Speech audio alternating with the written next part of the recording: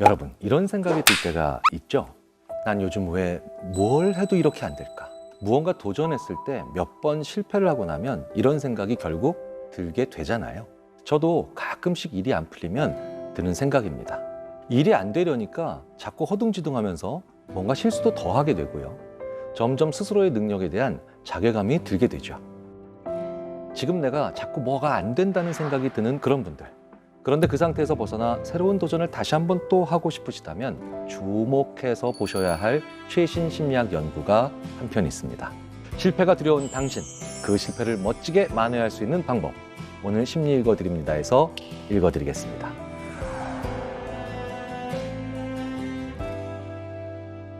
우리는 살면서 참 많은 도전을 하게 됩니다. 학교 다닐 때는 계속해서 평가를 위한 시험이 준비되어 있고요. 성인이 돼서도 그게 자격증 시험이든 아니면 취업을 위한 면접이든 어떤 도전을 해야 하는 경우는 우리가 인생을 살면서 당연히 계속 생기고요. 그럴 때 망쳤다 혹은 실패를 경험했다. 당연히 그건 두렵죠. 실패에 대한 두려움은 인간에게 사실 너무나도 당연한 감정입니다. 하지만 그 실패가 현실이 돼서 실패를 경험했다라고 하면 더 큰 문제는 다음 일을 할 엄두를 못 내게 된다는 거예요. 실패를 하고 난 다음에 느끼는 부정적 감정보다 이후에 비슷한 일을 했을 때 다시 또 실패를 할지 모른다 라고 하면서 그 실패를 기다리는 고통 때문에 그 일을 피하려고 하는 경우가 더 많은 것 같기도 합니다. 실패가 무서운 게 아니라 실패 후 새로운 일을 하지 못한다는 것, 아주 작은 실수조차 두려워하면서 아무것도 할 수 없게 되는 그런 상황으로 갈 수 있다는 거죠. 실패 후 사람들이 빠지게 되는 최악의 상태 중에 하나는 나를 믿을 수 없다는 겁니다. 시험을 마치고 난 다음에 좋은 점수가 있을 거야 라고 생각했는데 결과는 그 반도 안 되는 점수가 나왔다. 이런 일이 반복되면 사람들은 어쨌든 결과는 내 의지와 무관해. 나와 상관이 없이 결과는 벌어지게 돼 있어. 이렇게 되겠죠. 나를 믿을 수 없는 사람들. 그리고 나를 믿을 수 없는 사람들은 결국 어떤 결과로 가느냐? 인간은 그 과정에서 미신을 만들어내죠. 내 노력보다 혹은 내 의지보다 중요한 게 무언가에 알 수 없는 신비로운 힘이다. 운이다. 운명이다.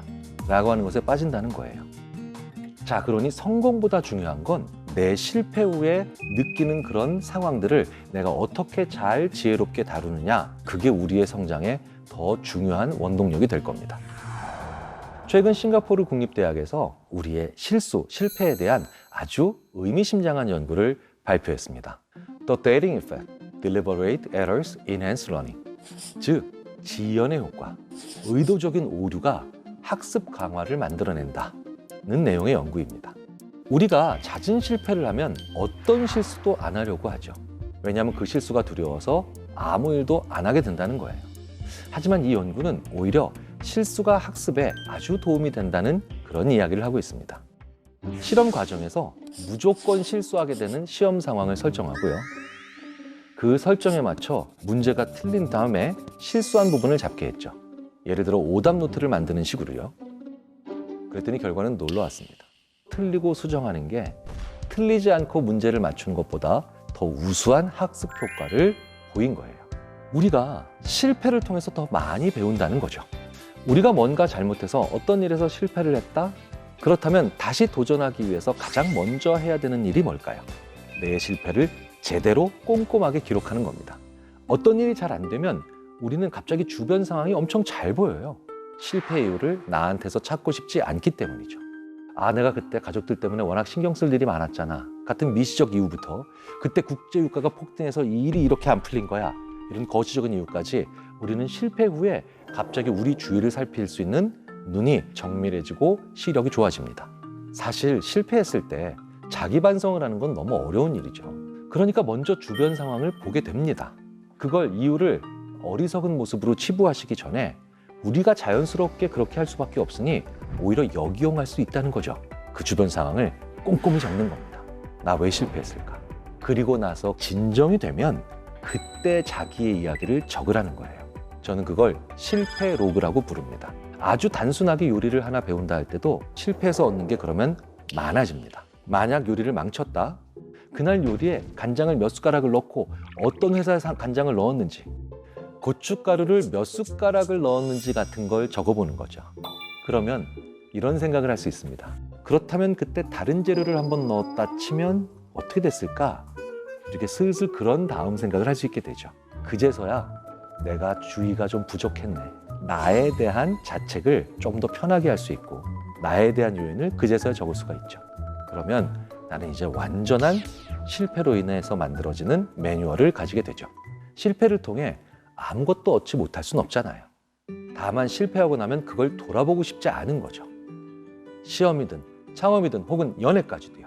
그렇다면 바로 이런 순서대로 상황이 왜 그런 결과를 만들어냈는지, 그리고 그 반대로 했다면 어떤 결과가 일어났는지, 그리고 마지막으로 내가 왜 그런 실패를 만들어냈는지를 순서대로 한번 꼼꼼하게 적어 놓을 필요가 있습니다.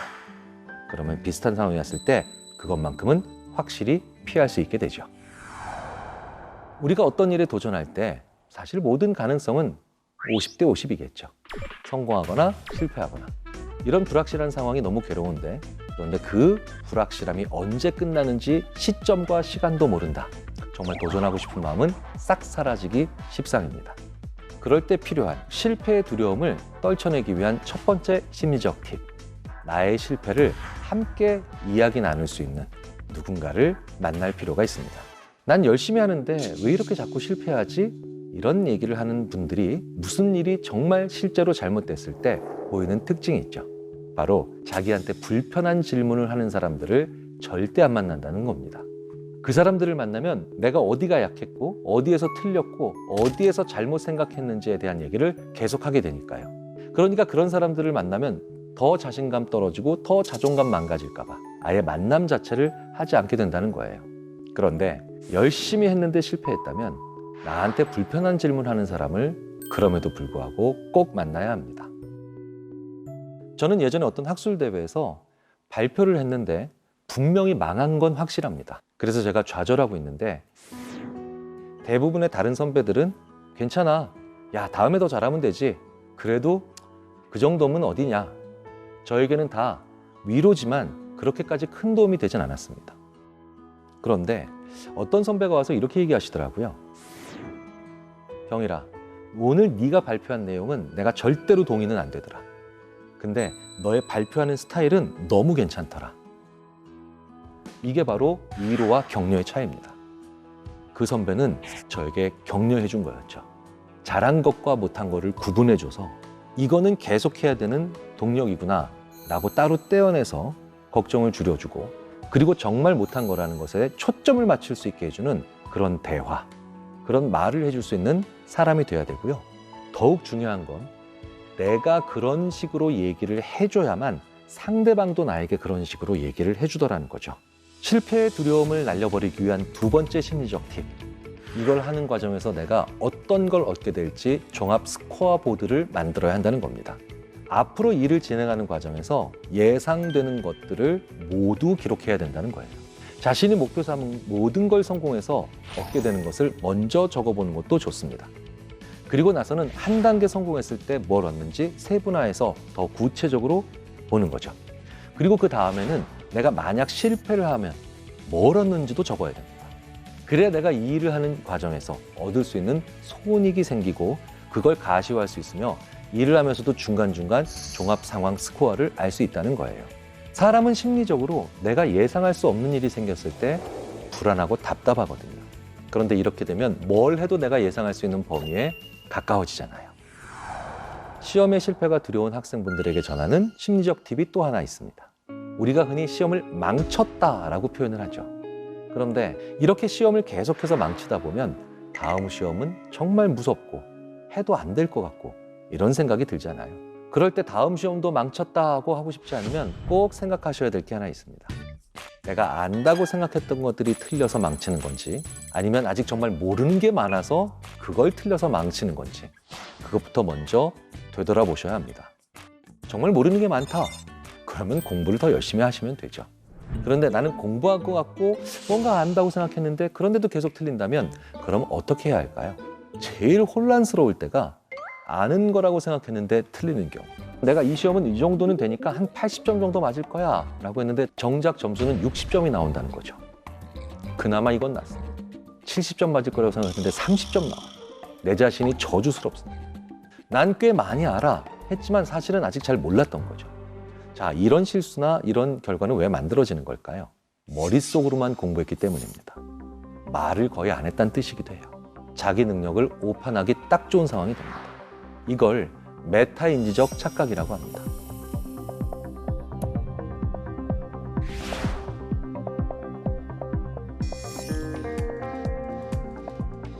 내가 익힌 걸 완벽하게 정말 마스터했다 생각과 결과가 일치하려면 그걸 다른 사람한테 설명할 수 있어야죠. 그 설명을 하면서 내 머릿속에 있는 것들이 정리되는 것뿐만 아니라 기억에 확실히 박히는 것도 있고요. 더 중요한 건 이건 몰랐던 거네 라고 하면서 발견도 할 수 있게 됩니다. 그래서 반에서 공부 잘하는 친구들한테 가서 막 모르는 거 물어보잖아요. 사실은 근데 그건 그 친구를 점점 더 강하게 도와주는 겁니다. 그 친구는 나한테 설명하면서 그때 완벽하게 익히고 있는 거거든요. 그래서 친구한테 잘 모르는 걸 물어보고 싶으시다면 미안해하지 마시고요. 내가 너의 등수를 5등도 올라가게 해주마 라고 하면서 질문을 하시는 게 더 낫습니다. 그리고 또 하나, 진짜 시험을 잘 보고 싶으시다면 내가 직접 시험 문제를 만들어야 됩니다. 이건 정말 최고로 좋은 방법이죠. 저도 해봤는데 문제 푸는 것보다 10배 이상 어려운 게 문제 만드는 겁니다. 왜일까요? 이제 대답까지도 준비해야 되니까요. 대답을 알아야만 질문을 만들 수 있거든요. 특히 시험 문제는 더더욱 그렇죠. 스스로 시험 문제를 만들어서 풀어보고 친구랑 같이 서로 만들어서 그 문제를 풀어보고 이런 과정을 거치면서 우리는 뇌를 평상시보다 훨씬 더 세게 쓰고 그리고 더 넓게 쓰며 그리고 깊게 쓰는 훈련을 스스로 해볼 수 있게 됩니다. 약간만 알아서는 절대로 할 수 없다는 걸 알게 돼서 깊게 생각을 해보며 그리고 치열하게 고민을 하게 되죠. 성공은 대부분 배울 수 있는 것들이 거의 없습니다. 그리고 무언가를 잘하고 난 다음에 결과도 피드백이 약하죠. 그런데 실패를 통해서 배울 수 있는 것들은 정말 많고요. 그리고 실패를 통해서 만들어낼 수 있는 정보들도 정말 많습니다. 구글이나 아마존 같은 회사들이 왜 그렇게 거대한 기업이 될 수 있었을까요? 우리나라 기업 중에서도 글로벌 기업이라고 부를 수 있는 그 엄청난 기업들은 왜 그게 가능했을까요? 가장 많이 실패를 해봤기 때문에 가장 많은 정보를 가지고 있고 가장 많은 노하우를 가지고 있다는 겁니다. 실패를 하고 있다는 건 내가 성장하고 있다는 거고요. 그리고 실패를 했을 때는 이제 무언가를 더 배울 수 있는 절호의 기회라는 걸 우리가 잊으면 안 되겠습니다.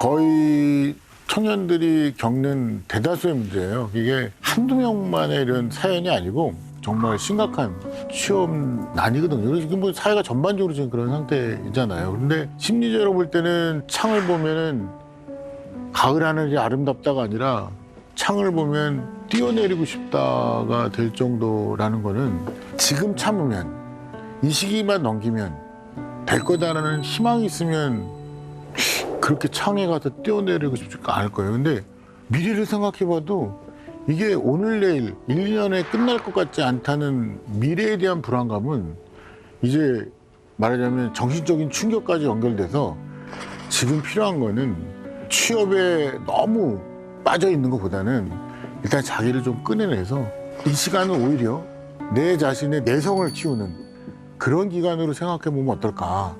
저도 이제 제가 출가를 했을 때 제 기억 속에 아버지라고 한 존재에서 그냥 따뜻하게 느꼈던 또 하나의 얘기가 뭐냐면 아버지가 저보고 그러더라고요. 힘들면 와도 돼.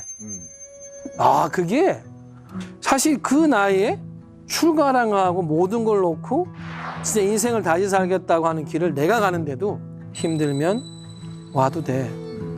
이 이야기라는 게 갈 때가 있구나. 성공하고 실패하고 관계없이 옛날에 이런 거 있잖아요. 엄마들 그러잖아. 그냥 내려와서 농사나 지어라. 뭐 집에 와. 이 말. 사실 그게 집에 가는 게 문제가 아니라 내가 갈 때가 있기 때문에 사람이 뭔가 해보려고 하는 거예요. 그래서 경전에도 이런 게 있어요. 부모 의무 중에 자식의 골수에 부모의 사랑을 새기게 해라. 다 사라지고 뼈바닥게 남았을 때라도 뭘 없어지지 않으면 안 되느냐. 부모가 너를 사랑하고 있다. 그게 이렇게 세우게 하는 거다. 저 같은 경우에는 이렇게 방송하는 현장이었는데 성직자가 왔으니까 내친김에 성직자 카드 한번 쓰려고 그랬는지 저한테 상담을 한다고 너무 화가 나고 너무 괴롭다고 어떻게 하면 좋아요? 하고 물어보더라고요. 그래서 제가 뭐라 했냐면 나도 그래. 아프니까 청춘이다 그랬는데 청춘이기 때문에 아픈 것도 아니고요. 노년도 아프고 신부도 아프고 스님도 아프고 다 아파요. 그러니까 다 아프다고 생각하면 내 아픔이 좀 줄어요. 그래서 나 안에 빠져서 아프다고 생각하지 말고 이렇게 멀쩡히 이렇게 뭐 가리키는 것처럼 그래도 나도 아프고 스님도 아프고 다 아파요. 이 관계라는 것을 끊으면 안 돼요. 조금은 더 많은 사람들 속에서 있는 자기를 잊어버리지 않았으면 하는 생각을 가져. 그래야 신부님도 아프고 스님도 아프다더라. 이 생각도 한번 떠올 수 있는 거 아니겠어요? 왜 불안은 우리를 더 힘들게 할까요? 그리고 왜 우리는 불안을 느낄까요? 그리고 이 불안이라고 하는 것은 없앨 수 없는 것일까요? 아무 일 없는데 불안과 걱정이 머릿속을 떠나지 않습니다. 이런 불안감 대체 왜 생기는 건가요? 그리고 저만 불안한 걸까요? 불안의 정의가 무엇일까요? 어떤 안 좋은 일이 있을 것 같다는, 혹은 어떤 안 좋은 일이 다가올 것이라고 하는 그런 왠지 모를 느낌으로 인한 초조함이에요. 자, 그러면 제가 한 사람의 심리학자로서 가장 먼저 말씀드려야 될 내용은 불안은 당신만 느끼는 게 아닙니다. 우리 모두가 느끼는 겁니다. 왜일까요? 불안이라고 하는 것이 반드시 동반하고 있는 것 중에 하나가 고립감이에요. 그래서 내가 무언가로 인해서 불안하다면 이 불안, 초조함, 떨림 이런 것들이 나만 느끼는 것인가 라고 하는 생각에 빠지기 쉽다는 거죠. 그래서 저는 예전에 이런 일이 있었습니다. 컴퓨터에서 늘 돌아가던 프로그램이 구동이 되지 않습니다 라고 하는 거예요. 그래서 제가 그 에러 메시지를 넣고 그 다음에 검색을 해봤습니다. 재밌는 건 거의 똑같은 문장으로 질문과 정보들이 쭉 검색돼 나오니까 아직 그것에 대한 내용을 읽기도 전에 불안이 진정되고 좀 더 꼼꼼하게 살펴봐야 되겠다라고 하는 동기가 생기더라고요. 왜냐? 나 같은 사람이 많거든요. 그렇기 때문에 대표적인 것이 미국에서 출발한 Patient Like Me라고 하는 사이트입니다. Patient, 환자죠. Like Me, 나 같은 환자들인 거예요.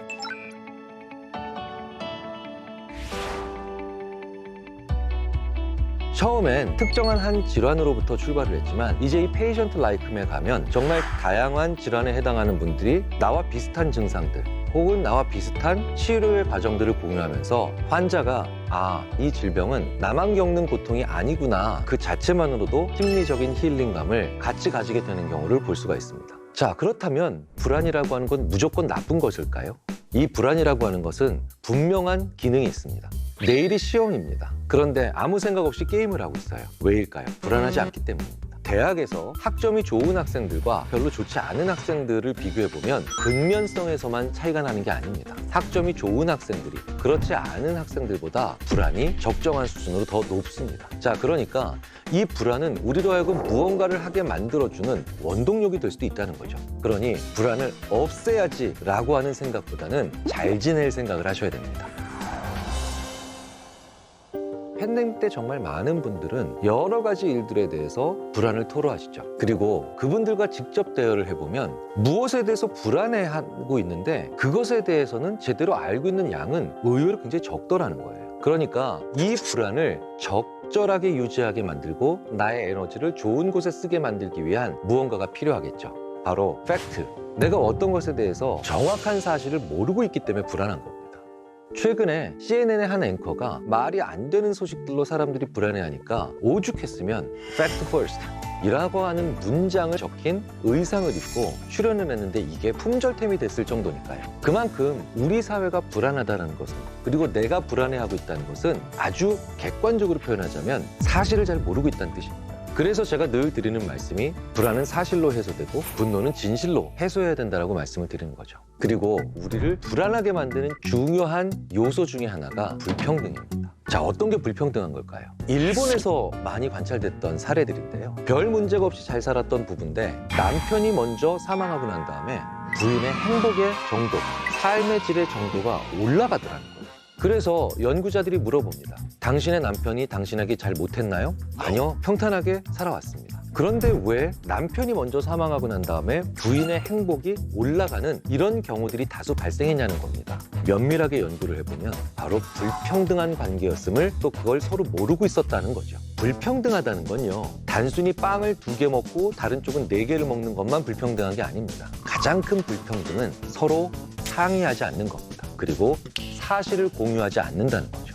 내가 모르는 사이에 일어나는 일들에 대한 불평등으로 인한 불안의 요소가 더욱더 커질 수밖에 없다는 거죠. 그리고 이런 문화는 우리나라에서도 상당히 강한 편이라는 걸 우리가 부인할 수 없겠죠. 내가 실직을 했거나 집안에 금전적인 문제가 생겼습니다. 남편이 부인에게, 부모님이 자녀에게 잘 안 해왔던 일들입니다. 그런데 그것은 미덕일 수도 있고 따뜻한 배려일 수도 있겠지만 더 큰 불안을 만들어낼 수 있는 요소고요. 결국은 자기도 모르는 불안을 필요 이상으로 많이 느끼게 만들어주는 악순환이 될 수도 있다는 겁니다. 자, 그렇다면 어떻게 해야 될까요? 상의해야 됩니다. 그리고 이 상의의 재료는 지금 일어나고 있는 정확한 이야기들이죠. 그리고 또 다른 중요한 요인이 하나 있습니다. 불안이 많은 경우, 이럴 땐 내가 충분히 예측을 할 수 있도록 예고가 되어야 됩니다.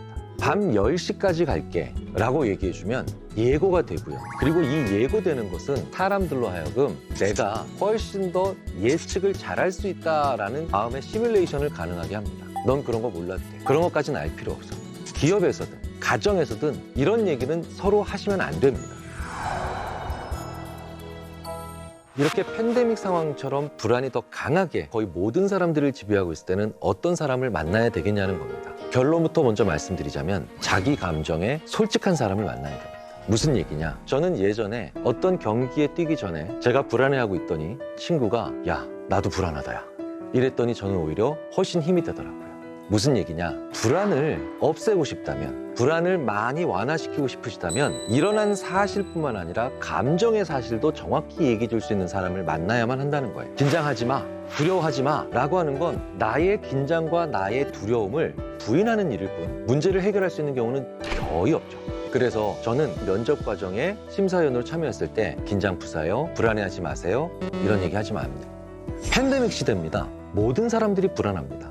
그런데 마치 자기는 불안하지 않은 것처럼 이런 사람을 만나면 오히려 나의 불안은 더욱더 커질 수밖에 없다는 거죠. 잘 생각해 보십시오. 나의 상태를 보여줬는데 자기는 아니라고 하는 사람에게 과연 나의 불안에 대한 얘기를 할 수 있을까요? 할 수 없습니다. 하지만 나 불안해 라고 얘기했을 때 아이고 야 나도 불안하다. 그럼 우리는 자연스럽게 이런 얘기를 할 수 있게 되겠죠. 너 언제 불안하냐? 뭐 때문에 불안해? 이제 같은 문제를 가지고 있는 사람이고 같이 감정이 솔직해졌으니 이제 훨씬 더 자질구레한 얘기를 할 수가 있겠죠. 밀가루 한 덩어리를 반죽으로 가지고 있습니다. 그러면 이걸 가지고 뭘 만들 수 있을까? 우리가 감을 잡을 수가 없으니 약간 불안하죠. 그런데 이 밀가루 한 덩어리를 가지고 한 20% 정도의 덩어리로 만두 10개를 만들었다면 이제 나머지 80%로 만두 40개를 만들 수 있게 되겠죠. 그러니 이 큰 덩어리라고 하는 불안에서 자질구레한 구체적인 몇 가지를 떼어내서 서로 솔직하게 얘기를 해보면 이제 나머지 80%도 어느 정도 감이 잡히게 되는 겁니다. 그래서 솔직하게 자기의 감정 상태를 얘기해 줄 수 있는 사람을 만나는 건 팬데믹 시대에 그 무엇보다도 중요합니다.